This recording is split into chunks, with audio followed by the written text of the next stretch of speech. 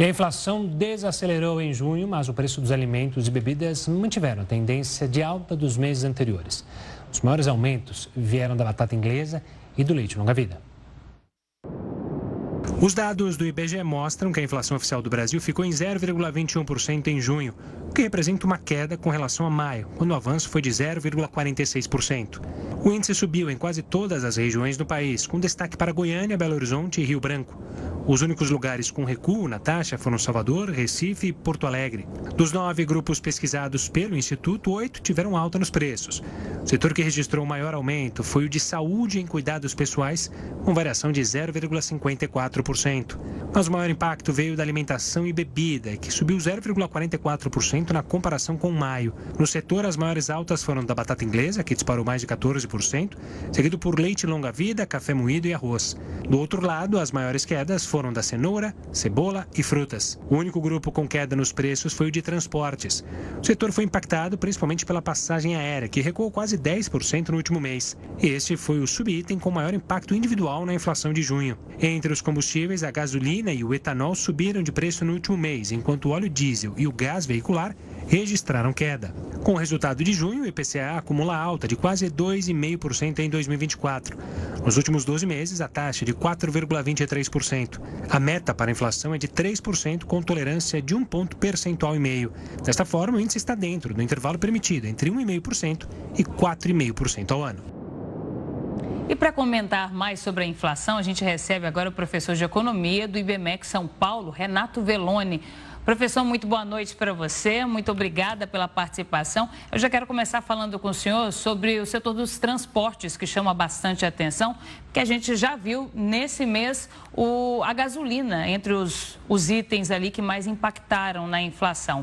A gente teve essa semana um anúncio da Petrobras do aumento da gasolina, que já começou inclusive a valer a partir de ontem. A gente já pode sentir aí a gasolina impactando também na inflação do mês que vem?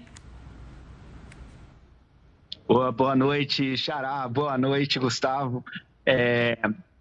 Pois é, né, esse indicador que veio esse mês, né, de junho, ele ainda não reflete, né, esse aumento dos combustíveis, da gasolina em especial, né, do gás de cozinha, que a gente conhece, né, são itens que pesam bastante para o índice, né? Pesam bastante na nossa carteira de consumo.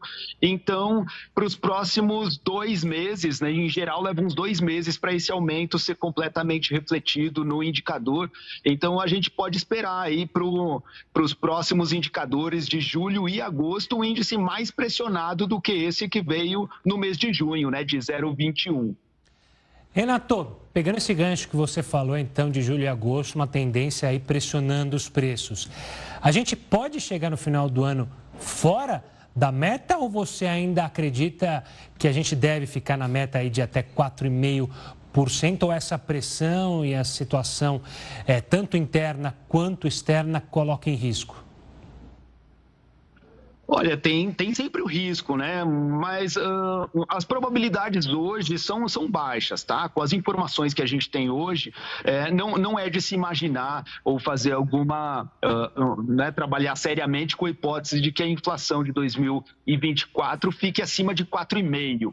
Né? As apostas estão ali todas em torno de 4%, que...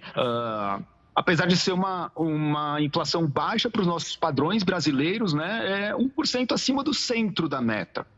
Então, não é nenhum motivo de pânico, estamos né, dentro da margem de tolerância da meta, mas longe de estarmos em uma posição... Né? Tem um ponto aí de diferença. Então, lembrando, a gente deve perseguir o centro da meta, né, e não... enfim, qualquer outro ponto nesse intervalo. Então, o câmbio vai ser uma pressão importante. Né, a gente está com o dólar a 5,40, mais ou menos. A gente tem também os combustíveis aí subindo. A gente tem alguns preços administrados ainda que já se conhece que teremos reajustes relevantes. Então, assim, computando tudo isso, dá no final das contas um IPCA mais ou menos de 4% ao ano. É mais ou menos isso que o mercado está precificando.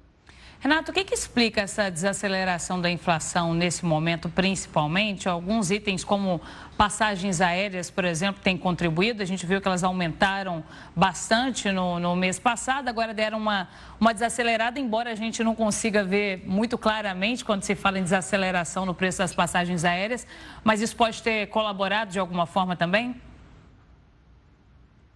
Sim, na verdade, a gente teve, né, ao longo dos primeiros meses, do primeiro semestre, né, alguns repiques inflacionários e agora no mês de junho a gente meio que não teve nenhuma grande novidade, não teve nenhuma grande surpresa, então o indicador ficou lá em torno dos seus 0,2%. Que seria assim, um nível muito bom para que a gente tivesse todo mês. Infelizmente, não são todos os meses, né, que a gente teve esse nível, mas então, assim, na ausência de algum grande choque, tá, a gente vai ter provavelmente esse índice mesmo de 0,2. O que né, como eu estava colocando aqui, já para o mês de julho e agosto, a gente já tem choques conhecidos, né? O aumento aí da Petrobras é o principal deles. Então, a cada novidade, a cada novo choque que a gente veja de preços, né, vai colocando o nosso indicador para cima. Tá certo, Renato. Obrigado pela participação aqui conosco, pela atenção com o Jornal da Record News. Forte abraço e até uma próxima.